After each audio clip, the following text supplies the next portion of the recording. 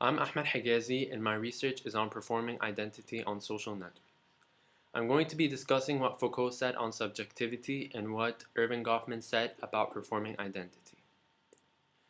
So most of us know social networking websites like Twitter, Facebook, and Instagram, but a lot of us are unaware of the extent to which these social networking websites limit our freedom of expression.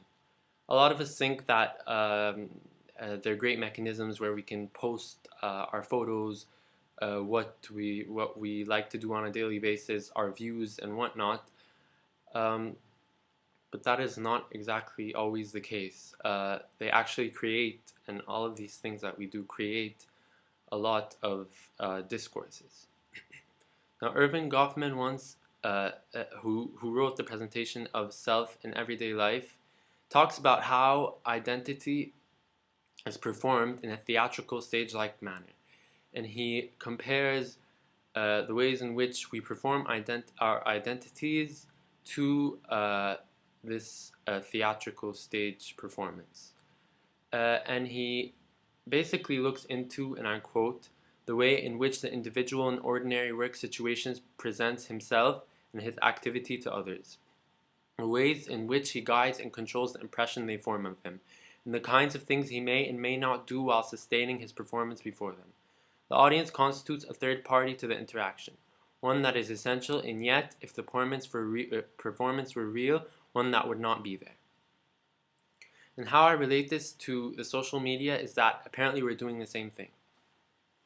We're capable of masking our identities and performing them, and even more so on the internet than in real life. Because in real life you have face-to-face interactions which sort of make it a lot harder for you to control the way people perceive you or the way people view you. But on social networking websites, you are free to do what you want. You're free to show people how the way you want to be viewed. Now, I want to talk about the methodology of these social networking websites and how it is corrupt. So you have things like political views, sexual preference, uh, school and university attended, and your bio that sort of put you into categories and control the ways in which people perceive you. Um, and that creates a subject and power relationship. Now, there are also things like following people on Facebook, retweeting them on Twitter, following people on Twitter and retweeting them on Twitter, and adding people on Facebook and sharing things, liking things on Facebook that also create discourses. Like you could add someone on Facebook and they could not accept, especially if it's someone you know. That makes it a definite subject and power relationship. You can also talk to people on Twitter and they could not reply, which also creates a subject and power relationship. Now, Mark Zuckerberg, founder of Facebook, which is the largest social networking website ever, once said that you have one identity. Having two identities for yourself is an example of lack of integrity. So by stating this, he's basically saying that there's no such thing as having more than one identity. By creating Facebook, he is trying to unify people's identities, and that is what people should be doing. They should be presenting themselves in one light, not many different lights.